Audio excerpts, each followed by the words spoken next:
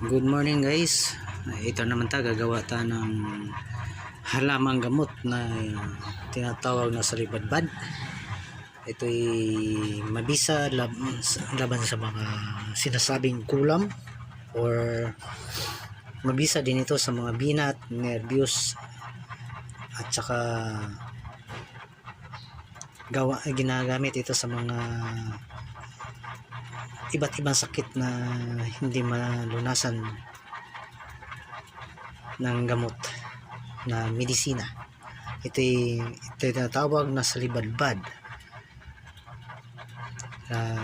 Gagawa tayo ngayon at ipasok natin ito sa isang bote nga na botilya para kung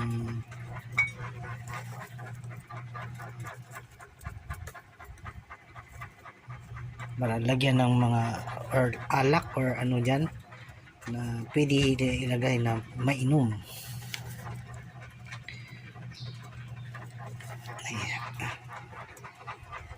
Ito yung sinasabi nilang salibadbad, nagalubad-lubad ang iyang ang iyang panit or balat.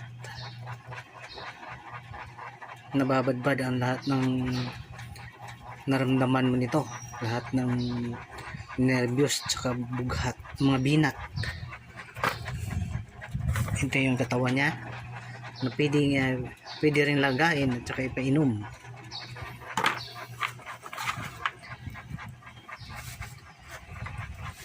Ito naman ang kaningag na tinatawag or kabalyero, dahil ito ay may taglay na bango na pwede kainin dahil may mentol siya. Maglagay tayo ng konti ng kaningag or kabalyero para pampabango. May taglay ito nga bango daw mentol.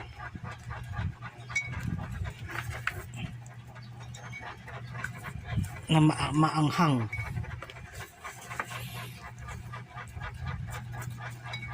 Lalagyan din natin ng gamot ng tawa-tawa or uranya, tawag na uranya, gamot ng